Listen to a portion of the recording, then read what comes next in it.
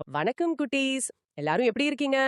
இந்த வீடியோல நாம 3ஆம் வகுப்பு 3ஆம் பருவத்தோட எண்ணும் எழுத்தும் தமிழ் மலர் பயிற்சி நூல்ல இருக்கிற ஒரு பயிற்சி பாடத்தை தான் நாம இப்ப பார்க்க போறோம். இந்த பயிற்சி பகுதியை பார்க்கறதுக்கு முன்னாடி நீங்க இன்னும் நம்ம டெக்ஸ்ட் புக் கைட் சேனலை சப்ஸ்கிரைப் பண்ணலன்னா உடனே உங்க அப்பா அம்மா கிட்ட சொல்லி சப்ஸ்கிரைப் பண்ண சொல்லுங்க. அப்பதான் நாங்க போடுற அடுத்தடுத்த வீடியோக்கள் உங்களுக்கு உடனே வந்து சேரும். நீங்களும் பார்த்து வரக்கூடிய அனைத்து பாடங்களையும் கத்துக்க முடியும். சரி குட்டீஸ், குழந்தைங்களே, இன்னைக்கு நம்ம பார்க்க போற பாடம் என்னன்னா இயற்கை எண்ணெய். சரிங்களா? இதுல நம்ம வந்து இந்த படக்காட்சியில கொடுத்திருக்கிற படங்களை வச்சு நம்ம ஒரு விஷயங்கள் எல்லாத்தையும் நம்ம தெரிஞ்சுக்க போறோம். எப்படி வந்து ஒரு நிழல் மூலமா சில விஷயங்கள்லாம் நமக்கு வந்து ரிஃப்ளெக்ட்லாம் பண்ணுது. சில பூச்சிகளையோ இல்ல நீங்க வந்து ஒரு பிம்பத்தையோ நீங்க பார்க்கும்போது அதோட வேறு பிம்பம் வேற ஒரு இடத்துல நம்ம பார்த்திருப்போம். நம்ம கையே சும்மா வச்சிருந்தோம்னா திடீர்னு பார்த்தா அது வந்து உங்களுக்கு என்னவா தெரியும்? ஒரு தலை மாதிரி தெரியும், ஒரு பூச்சி மாதிரி தெரியும். வானத்தை பாத்தீங்கன்னா திடீர்னு மேகங்களா யானை மாதிரி தெரியும். பார்த்திருக்கீங்களா குழந்தைங்களா? அதே தான் இங்கேயும் கொடுத்திருக்காங்க. அதை நீங்க எப்படி வந்து நீங்க கவனிச்சுக்கிறீங்க, எப்படி நீங்க வந்து புரிஞ்சுக்கிறீங்க, எப்படி இதெல்லாம் நீங்க ஃப்ரெண்ட்ஸோட நீங்க ஷேர் பண்ணி பேசும்போது உங்களுக்கு ரொம்ப சந்தோஷமா இருக்கும். அதுக்காக தான் இதில் உங்களுக்கு தெரிஞ்சுக்கிறதுக்கு கொடுத்திருக்காங்க. பாருங்க, இதுல என்ன கொடுத்திருக்காங்கன்னா முதல் படக்காட்சியில என்ன கொடுத்திருக்காங்க பாருங்க.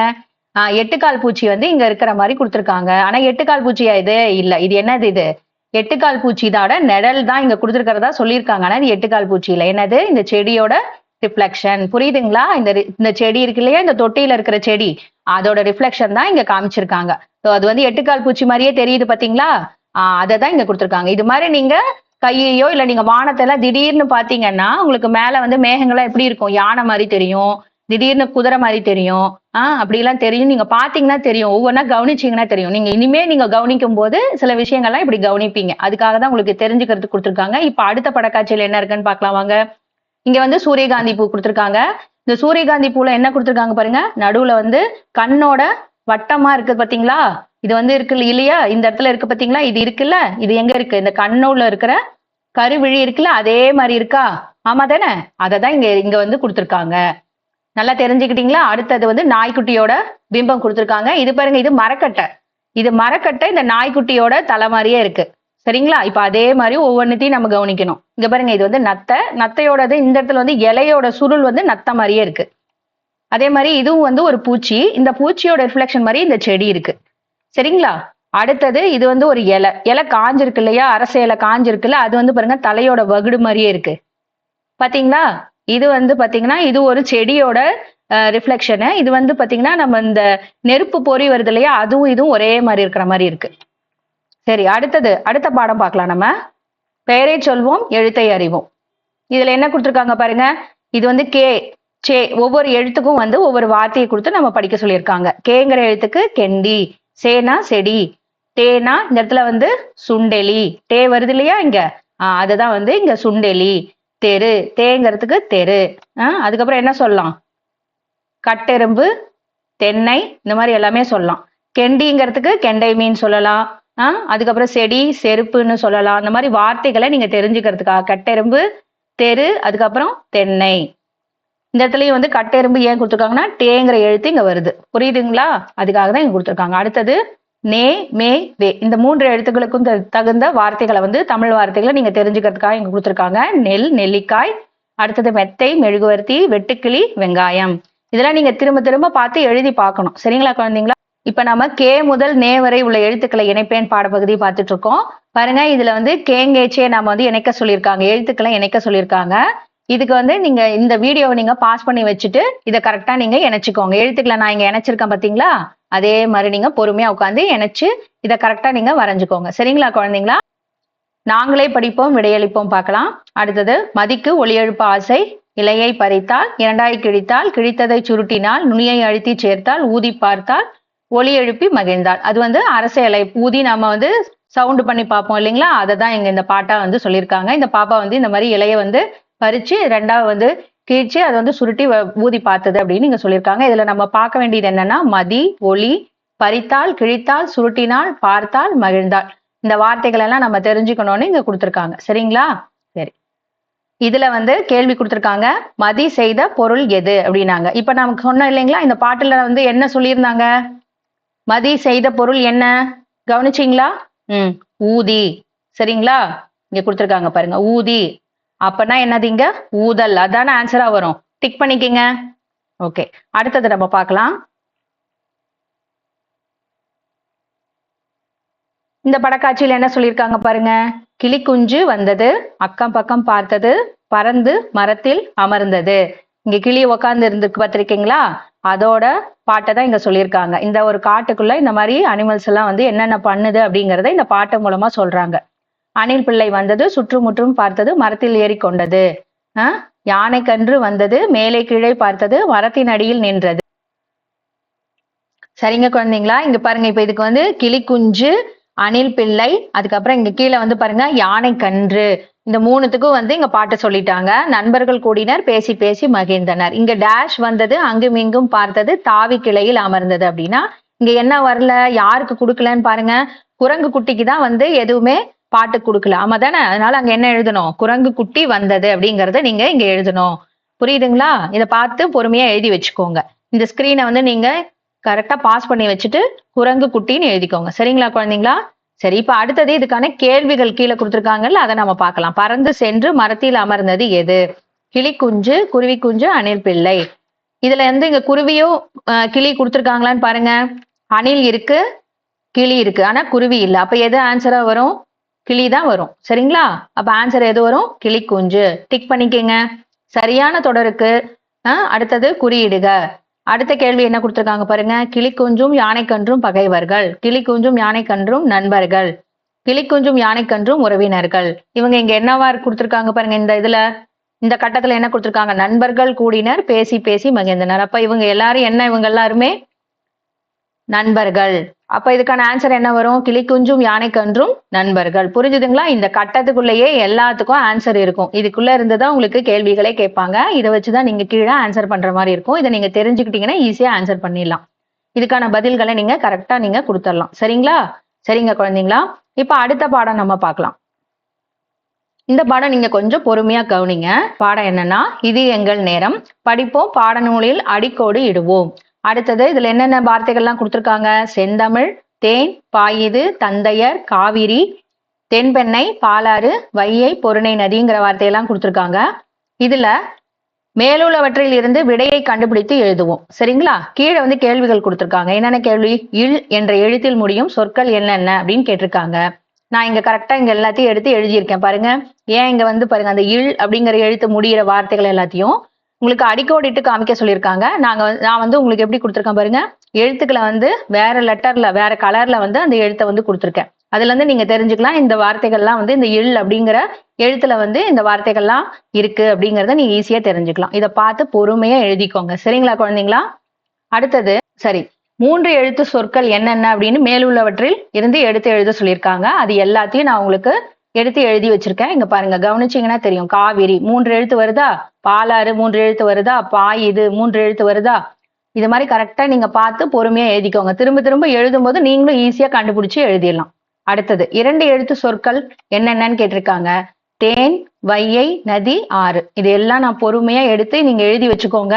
இந்த வீடியோவை நீங்க பாஸ் பண்ணி வச்சுட்டு பொறுமையா எழுதிக்கோங்க. சரிங்களா? இந்த ஆன்சர் எல்லாத்தையும் பொறுமையா எழுதிக்கோங்க. அடுத்தது 3 சுழி எண் எழுத்து உள்ள சொல் என்ன அப்படின்னு கேட்டிருக்காங்க. மேலுள்ளவற்றில் 3 சுழி எண் உள்ள வார்த்தை என்னன்னு கேட்டிருக்காங்க. இந்த 3 சுழி எண் வர வார்த்தை என்ன இருக்குன்னு நீங்க கண்டுபிடிச்சிடணும். இதான் பாத்தீங்களா, தெரியுதா? 3 சுழி எண் வர வார்த்தை என்னன்னு? தென்பெண்ணை. ஓகே, அதுதான் நீங்க இங்க எழுதணும். அடுத்தது செழிப்பை குறிக்கும் தொடர் எது?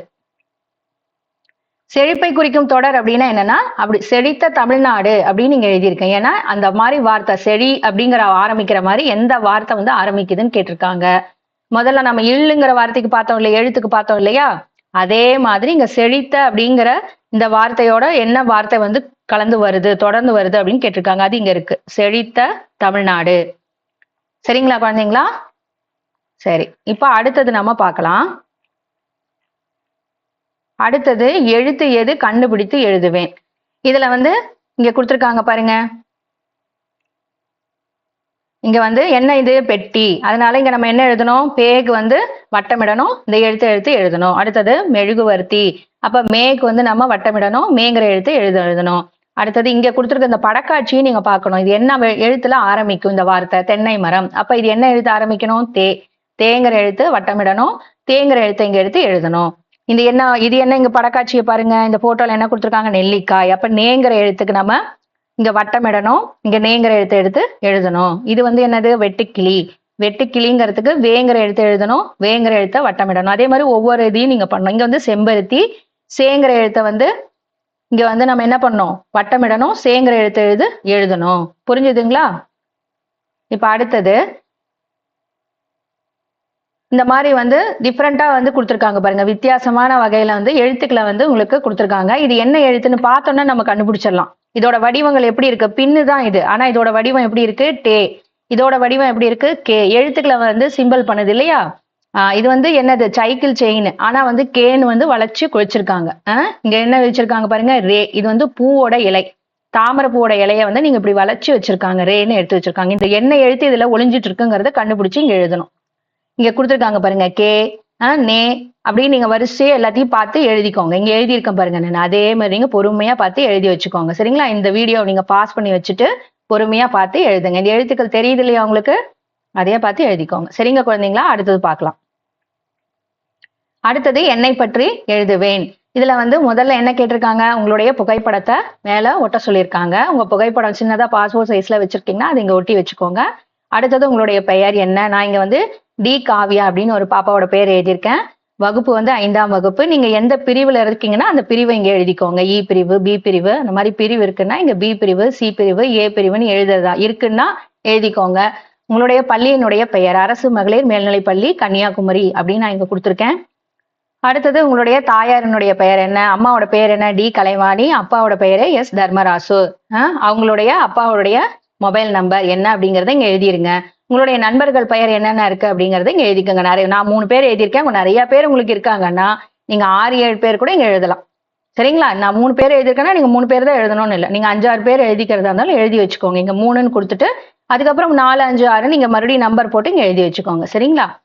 அடுத்தது நீங்க இருக்கக்கூடிய இருப்பிடம் எந்த இடத்துல இருக்கீங்க அப்படிங்கறத உங்களுடைய அட்ரஸ் நீங்க வந்து நான் இங்க கொடுத்துருக்கேன் பாருங்க, மேலூர், கன்னியாகுமரி, தமிழ்நாடு. மாநிலத்தின் பெயர் அப்படின்னா தமிழ்நாடு.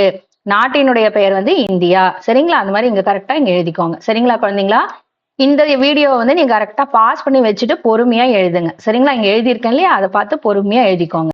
அடுத்தது நாம பார்க்கலாம். படிப்பேன் விடையளிப்பேன்ல கேள்வி கொடுத்துருக்காங்க. சேர்த்து எழுதுக, பிரித்து எழுதுக கொடுத்துருக்காங்க. இது ஈஸியா நம்ம எழுதிடலாம். சேர்த்து எழுதுக என்ன கொடுத்துருக்காங்க? வான் கூட்டல் புகழ். இதை வந்து சேர்த்து எழுத சொல்லியிருக்காங்க. இதுல வந்து புள்ளி எழுத்து எதுவுமே வராதனால ஈஸியா எழுதிடலாம். அப்படியே சேர்த்து எழுத வேண்டியதான். வான் புகழ் அப்படின்னு எழுத வேண்டியதான் இங்க. சரிங்களா? இது வான் புகழ் அப்படின்னு எழுத வேண்டியதான். அதை வந்து இங்க இன்னொரு டேஷ் கொடுத்து இங்க என்ன கொடுத்துருக்காங்க? தமிழ்நாடு. இதுலயும் புள்ளி எழுத்து எதுவும் சேர்த்து எழுதணுமா? அப்படிலாம் எதுவும் இல்லை. அப்படியே சேர்த்து எழுத வேண்டியதான். தமிழ்நாடு, அவ்வளவுதான். அடுத்தது பிரித்து எழுதுக. இதுல வந்து எப்படி சொல்லியிருக்காங்க? நாடெனும். நாடு கூட்டல் எனும். இது வந்து அவங்களே எடுத்துக்காட்டா கொடுத்துட்டாங்க. இங்க நம்மளை கேட்டிருக்கிறது நாடென்று அப்படின்னு கேட்டிருக்காங்க. இதுக்குதான் நீங்க என்ன பண்ணணும்? இந்த டேவை வந்து பிரிச்சு எழுதணும். அப்ப 2 கூட்டல் ஏ தான் என்னவாகுது? டேவா மாறுது. அதனால 2 கூட்டல் ஏ வந்து கடைசியா முடிகிற மாதிரி எழுதிக்கிட்டீங்கன்னா நாடு கூட்டல் என்ற அப்படின்னு வந்துடும். சரிங்களா? அடுத்தது காவிரி ஆறு அப்படிங்கிறதுக்கு காவிரி கூட்டல் ஆறு இங்க பிரிச்சு எழுதி கொடுத்துட்டாங்க. அடுத்தது நாம இதுக்கான ஃபில்லப் இங்க கொடுத்துருக்காங்கல்ல, அதுல வந்து நம்ம என்ன பண்ணோம்? மணி கூட்டல் ஆரம் அப்படின்னு எழுதணும். மணி ஆரம் அப்படிங்கறது எப்படி பிரிச்சு எழுதணும்? மணி கூட்டல் ஆரம் அப்படின்னு நம்ம பிரிச்சு எழுதணும். சரிங்களா குழந்தைங்களா? இப்ப அடுத்தது நம்ம பார்க்கலாம்.